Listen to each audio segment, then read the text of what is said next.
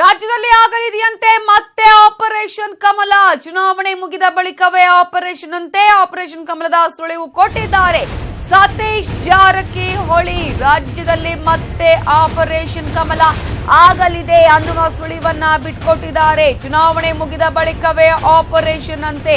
ಈ ವಿಚಾರಕ್ಕೆ ಸಂಬಂಧಪಟ್ಟಂತೆ ಮಹತ್ವದ ಸುಳಿವನ್ನ ನೀಡಿದ್ದಾರೆ ಸತೀಶ್. ರಮೇಶ್ ಜಾರಕಿಹೊಳಿ ನೇತೃತ್ವದಲ್ಲಿ ಸರ್ಕಾರಕ್ಕೆ ಕಂಟಕ. ಚುನಾವಣೆಯ ಬಳಿಕ ಮತ್ತೆ ಆಪರೇಷನ್ ಕಮಲ ನಡೆಯುತ್ತೆ ಅನ್ನುವಂತಹ ಹೇಳಿಕೆಯನ್ನ ಸುಳಿವನ್ನ ಬಿಟ್ಕೊಟ್ಟಿದ್ದಾರೆ.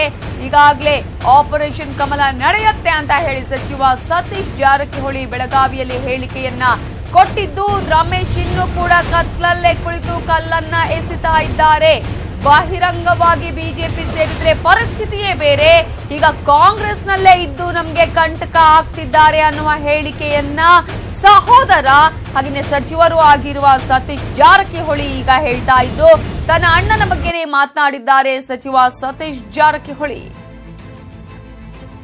ಇವರು ಅಧಿಕೃತವಾಗಿ ಸೇರಿದ್ರೆ ಅದು ಮತ್ತೆ ಸಿನವರು ಬೇರೆ. ಇವ್ರು ಅಧಿಕೃತವಾಗಿ ಬಿಜೆಪಿ ಸೇರಿದ್ರೆ ಅಲ್ಲಿ ಪರಿಸ್ಥಿತಿ ಬೇರೆ ಆಗ್ತದೆ. ಇನ್ನೂ ಇವ್ರ ಹಂಗ ಮುಸುಕಿನಾಗ ಅಲ್ಲೇ ಕತ್ಲ ಕೂತ್ಕಲ್ಲಿ ಹೋಗಿದವಾಗ ಹೇಳ್ತಾರ. ಇವ್ರು ಬಹಿರಂಗವಾಗಿ ಬಿಜೆಪಿಗೆ ಹೋದ್ರೆ ಅದ್ರ ಪರಿಸ್ಥಿತಿ ಬೇರೆ.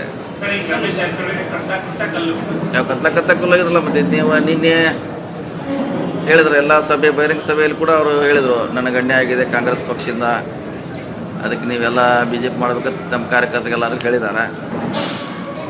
ಸೊ ಹೇಳಿ ಬಂದ ಮ್ಯಾಗೂ ನಮ್ಮ ಜೊತೆ ಅವರು ಕೂಡ ಈ ವಿಷಯಗಳನ್ನು ಶೇರ್ ಮಾಡಿದ್ದಾರೆ.